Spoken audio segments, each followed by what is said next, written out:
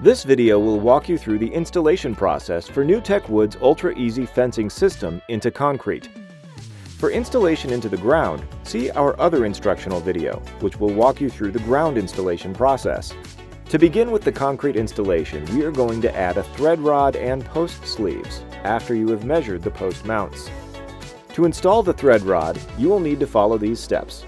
Use an electric hammer drill to drill the thread rod holes on the ground. The concrete's thickness should be a minimum of 4 5/16 inches or 110 millimeters. Use a 3/8 inch or 10 millimeter masonry drill bit to drill the hole for the M8 thread rod, M. The depth of the hole should be 3 1/8 inch or 80 millimeters.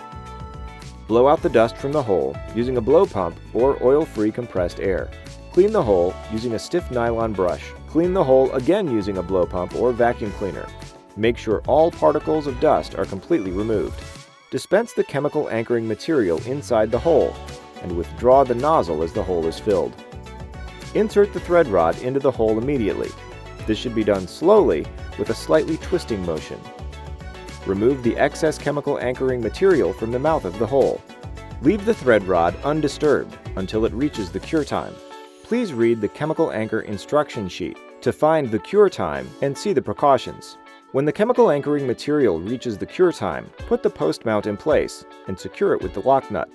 Next, insert the post sleeves over the post mounts. Be sure to check whether the post sleeve is appropriately placed with the post mounts. Insert a stopper into the bottom of the post.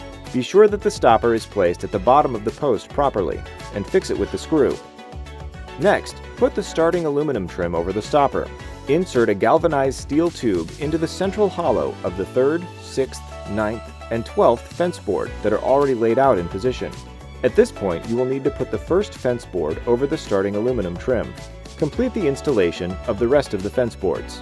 It is important to remember that you must insert this into all the sides that don't have a fence panel. Put the clip inside the ending aluminum trim and fix it as needed with the screw. Put the ending aluminum trim over the last fence board.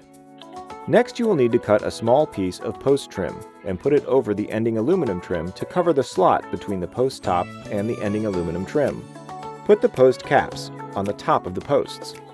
Once you have placed your post caps, the install of your new fence should be complete. This concludes our NewTechWood UltraEasy fencing installation training. Thank you for your purchase of this NewTechWood product.